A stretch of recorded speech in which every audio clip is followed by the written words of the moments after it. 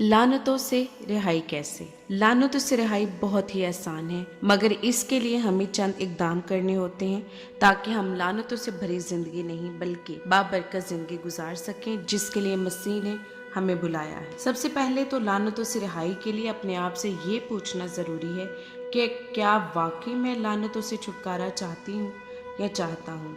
बेशक हम में से कोई ऐसा नहीं जो लानतों से छुटकारा ना चाहता हो या रिहाई ना पाना चाहता हो, मगर क्या वाकई हम इस रिहाई के लिए दिल से तैयार हैं?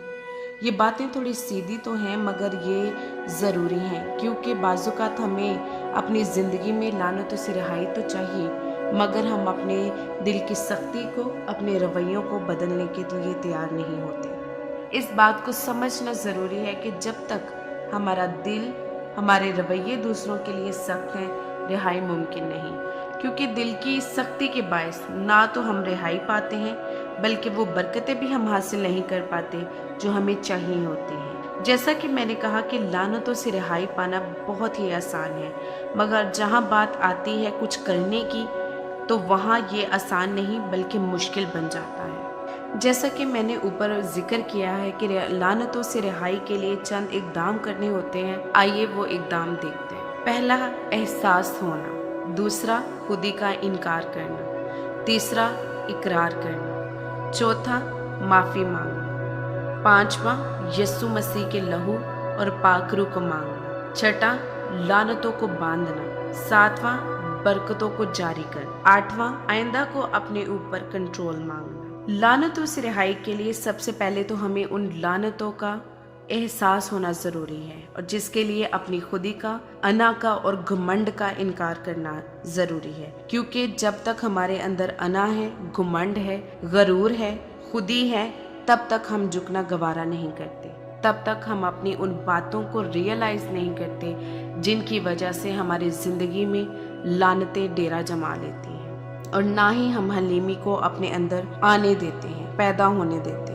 इसलिए लानतों से रिहाई के लिए अपनी खुदी, अपनी अना, अपने घुमंड और अपने गरूर का इनकार करना जरूर। जब हम अपनी खुदी का, अना का, घुमंड का इकरार कर लेते हैं, एहसास कर लेते हैं, तो फिर अब बारी आती है इकरार की, कि अब हम खुदावंद के हजूर दिलो जान से झुक जाएं, और फिर सारी उस खुदी को जब हमने निकाल फेंका, अना को, घुमंड को निकाल फेंका, तो फिर अब जरूरी है कि जो कुछ हमने जानबूझकर किया, अनजाने में किया, जिससे बरकतों के बजाय लानतों ने हमारी जिंदगी में डेरा जमा लिया, उन सभी अल्फाज का, उन सभी कामों का, उन सभी बातों का इकरार करें कि हाँ खुदावंद, तेरे लोग होने के नाते हमने तेरी मर्जी के मुआफिक चलने की बजाय अपनी जिस्मानियत को तरजीह दी है। हम इकरार करते हैं और फिर इकरार के बाद माफी मांगना शुरू करें। बेशक हमारा खुदावंद रहीम और करीम है, जो कहर करने में धीमा और शफकत में गनी है, और वो बेशक हमें माफ करता है। और माफी के बाद यीशु मसीह के पाक लहू को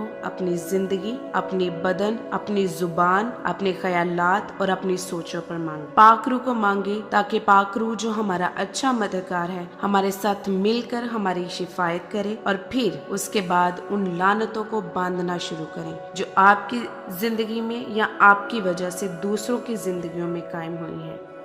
अब जब लानतों को बांध लिया तो अब बरकतों को जारी करना शुरू करें। वो सारी बरकतें जो आप समझते हैं कि हमारी ज़िंदगी में होनी चाहिए, उनको इकरार के साथ खुदावंद की हजूरी में जारी करना शुरू करें, और फिर खुदा से फजल मांगे कि आइंदा वो हमें नया दिल अता करे, ताकि हम फिर से उन लानतों को कभी अपनी जिंदगी में दावत ना दे सकें, और हमारी रिहाई हमारी जिंदगी में कायम रहे, और हम यीशु मसीह में बढ़ते चले जाएं। ये तो थी आज की वीडियो जो कि लानतों से रिहाई के बारे में थी। बस ये अब हम पर डिपेंड करता है कि रिहाई हमें चाहिए या नहीं। अगर हाँ, तो फिर ये चंद इकदाम जो वीडियो में मैंने आपके साथ शेयर किए हैं, उन पर अमल करने से बेशक आप न सिर्फ लानतों से रिहाई पाएंगे बल्कि बरकतें भी जारी होंगी, बशर्ते कि दिल की सख्ती को दूर किया जाए, अपने अल्फाज पर गौर किया जाए और खुदा के कलाम के मुताबिक बड़ी हिकमत से चला जाए।